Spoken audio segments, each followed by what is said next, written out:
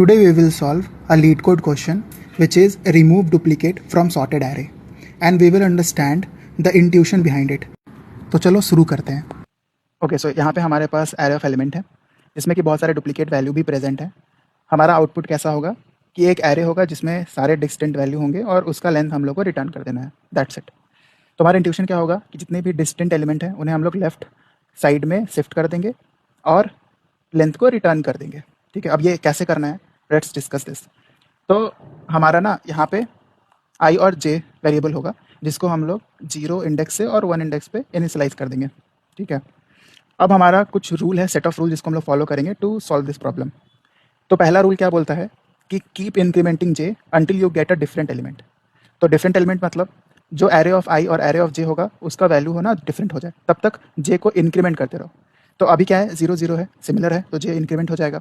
अभी क्या है, 0 और 1, तो हमारे पास डिफरेंट वैल्यू आ गया. डिफरेंट वैल्यू आ गया तो अभी रूल में क्या बोलता है कि if gate a different value और एलिमेंट फॉलो दीज स्टेप्स. अब स्टेप्स क्या बोल रहा है, इंक्रीमेंट आई को इंक्रीमेंट कर दो 1 से. तो आई को क्या करा मैंने, इंक्रीमेंट कर दिया. पहले 0 पे था इंडेक्स पे, अब 1 इंडेक्स पे ले आया. ठीक है, नेक्स्ट क्या बोल रहा है, स्वैप कर दो एरे ऑफ आई को एरे ऑफ जे से. तो देख रहे होगे यहाँ पे कि हमारा ना स्वैपिंग भी हो गया है. तो स्वैपिंग हो गया है तो स्वैपिंग के बाद हमारा कुछ ऐसा दिख रहा होगा एलिमेंट. देखो 1 यहाँ पे आ गया, 0 यहाँ पे चला गया. अब नेक्स्ट रूल क्या बोल रहा है कि इंक्रीमेंट कर दो जे को 1 से.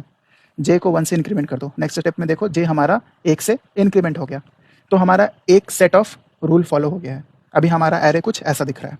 ठीक है, अगेन हम लोग क्या करेंगे, शुरू से फिर से इटरेट करते हैं कि हम लोग जब तक जे को बढ़ाएंगे जब तक हमारे डिफरेंट वैल्यू नहीं आ जाता. तो अभी वैल्यू क्या है, एरे ऑफ आई और एरे ऑफ जे सिमिलर, 1 से इंक्रीमेंट कर दिए. अभी भी सिमिलर है, फिर से जे को इंक्रीमेंट कर दिए.